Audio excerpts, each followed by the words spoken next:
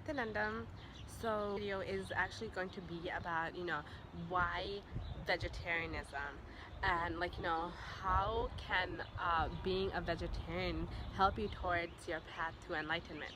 So actually I was growing up, I was like one of the biggest meat eaters ever, pork belly sandwiches all day every day. That was that was actually like my cognition. I used to eat all everything except for beef, because I came from like a Hindu family, so I would not eat beef, but anything other than that, it was all game to me, like shrimp, bacon, chicken, whatever it was, I would eat it. And until I did inner awakening, and until I actually got the Shiva Diksha, like the second level, and also like the healer's initiation as well. So why why am I a vegetarian now, and how has that helped me by being vegetarian, since the first inner awakening that I went to, which was over a little over a year ago, in June to July 2016. And how being vegetarian can actually help you. When I was doing inner awakening, actually I think there was this other person, she brought up a really great point to Swamiji, and she was like, how she always has like cravings of meat, and how she should stop it, or maybe like Swamiji said something about it. But basically what was said was that how to stop having cravings for meat, because we didn't want to break our Diksha. When you get Shiva Diksha second level, you have to be a vegetarian and you have to do puja, and how to not break that vow. So Swamiji, he laughed and he was like, oh, that's not a problem. I will take that pattern away from you, because actually eating meat is just a pattern. We're not actually supposed to be doing it. It's something unnatural that we do. So when Swamiji said that to this woman, there was like a couple of us that raised our hand. We were like, oh, Swamiji, please take it away from us too, please.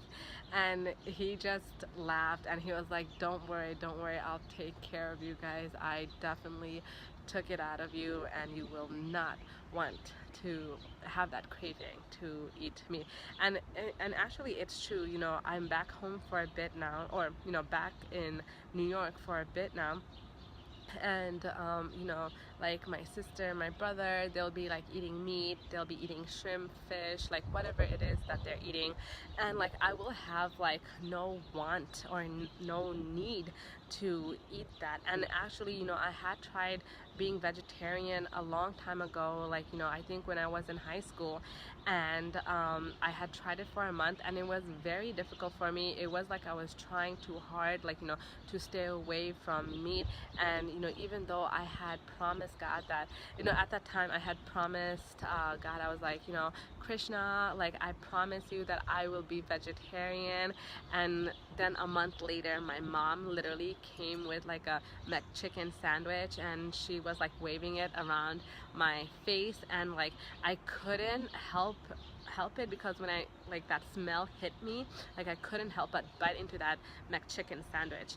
But now yeah, my mom can be cooking and stuff like that, my sister and my brother, they can be eating whatever it is, even though I smell it, I'd be like, oh, okay, this is what it is, but I'll have no wanting, no desire to eat that meat. And it was literally because Swamiji said that he'll literally just take out this pattern, and so what I want to go into actually is why being vegetarian leads you to enlightenment. So when you ingest that meat, you're not just ingesting like a piece of meat. No, no, no, no.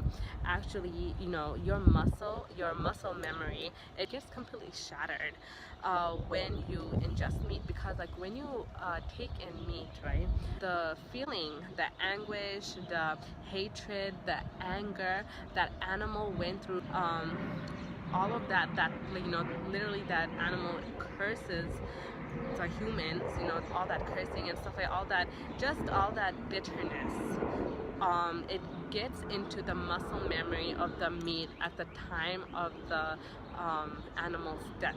And when you ingest that meat, it actually goes into your muscle memory, so that it's full of anger, anguish, hatred, bitterness, like, you know, you, and like, you know, it just goes straight into your muscle memory. And actually, Swamiji had said that when you take in meat, it actually shatters the pathway of enlightenment in your body. He said that he can work on someone who smokes or someone who drinks only for a week, but someone that eats meat after they have, you know, become vegetarian, he has to work on them for 3 months before the pathway to enlightenment gets, you know, gets repaired in their body. So when that pathway to enlightenment gets repaired, then, you know, you can start doing all the other things for enlightenment. But you know, one of the standard things, one of the preliminary, or not even, like, you know, one of the primary main things for your enlightenment is to be vegetarian.